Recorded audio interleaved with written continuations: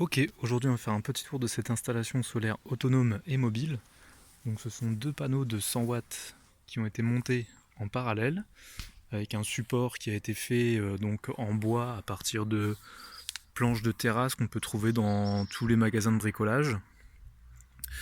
Donc ces deux panneaux, il y a également donc le régulateur de charge qui est en permanence branché au panneau solaire pour qu'on ait une tension régulière et régulée de sortie.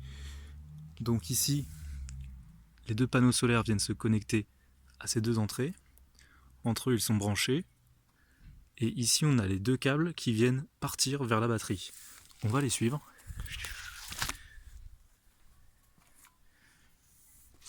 Donc j'ai fabriqué cette petite boîte pour pouvoir abriter et déplacer plus facilement la batterie, puisqu'elle est sur roulette. Donc dedans, on retrouve une batterie gel de 100 ampères 12 volts. Je précise gel, puisque effectivement, c'est des batteries qu'il faut vraiment privilégier pour l'usage solaire, plutôt que le plomb. Ensuite, donc de la batterie, le courant part en 12 volts, il arrive sur le convertisseur 12 volts, 220 volts. Donc ce convertisseur, ensuite je peux y brancher par exemple ma multiprise.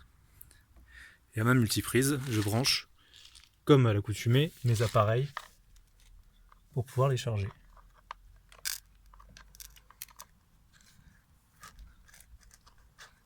Hop.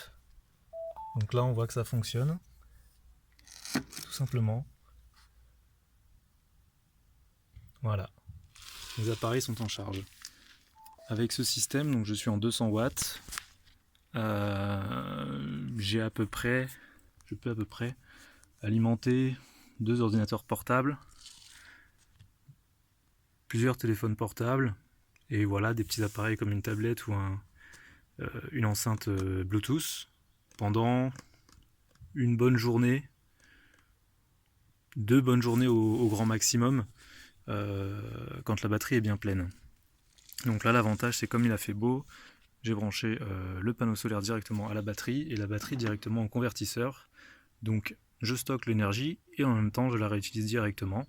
Quand vient le soir, que la nuit tombe, je range tout simplement, je retire les connectiques du panneau solaire, je retire les pinces, ce qui me permet de tout ranger le convertisseur dans la boîte, de reprendre la boîte et de la rentrer à l'intérieur de la maison pour pouvoir continuer à alimenter les appareils normalement dans la maison, donc télé, ordinateur, tablette, iPod, téléphone, enceinte Bluetooth.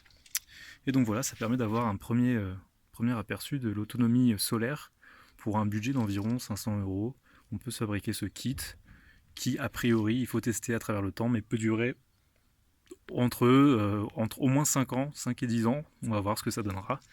Et ça donne envie de faire encore plus d'expérience. Mais déjà, cette expérience est assez simple au final. Et voilà, il faut se laisser tenter. Parce que honnêtement, eh ben, c'est kiffant et ça donne plein d'idées. Et on est super satisfait de voir que le système fonctionne et d'avoir une autonomie énergétique qui peut vous aider à réduire votre facture.